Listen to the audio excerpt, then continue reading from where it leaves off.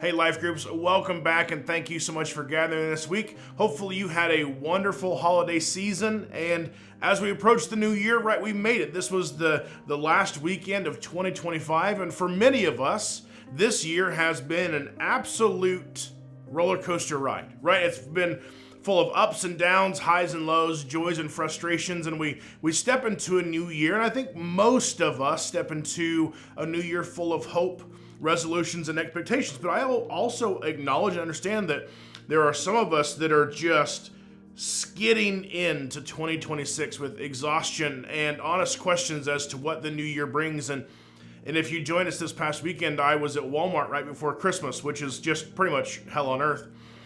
And I kept asking myself this question: what do you do when you feel like giving up? Not necessarily on life, but just in the situation you're in, or in the moment that you're in, or the season that you're in. What do you do when you feel like giving up? And so my message was more of a self-talk than it was to anybody else, but hopefully you got something from it. But the first thing that I needed to remind myself was to know that I'm not alone.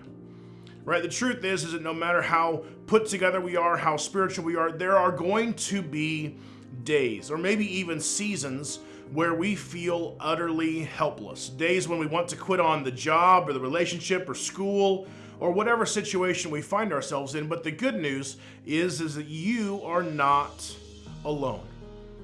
God is not afraid of your mess because he already knows it's there. And in Romans chapter 5, it reminds us that when we were still without strength, when we were utterly helpless, Christ came at just the right time and died for us.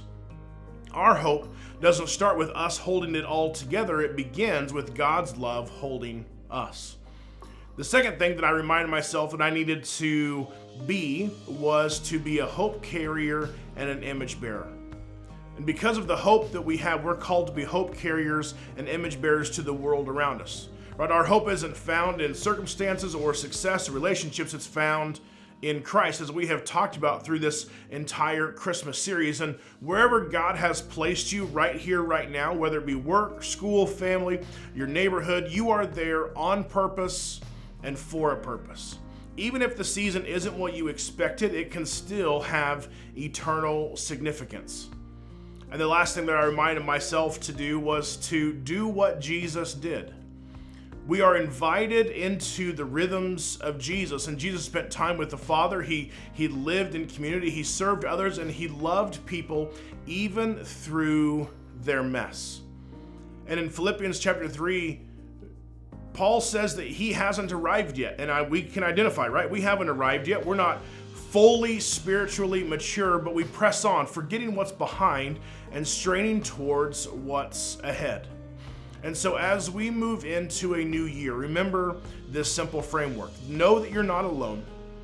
And in whatever arena of life you find yourself in, be a hope carrier and an image bearer, and do what Jesus did. And may we see the world as Jesus sees it and love it all. Enjoy your discussion today.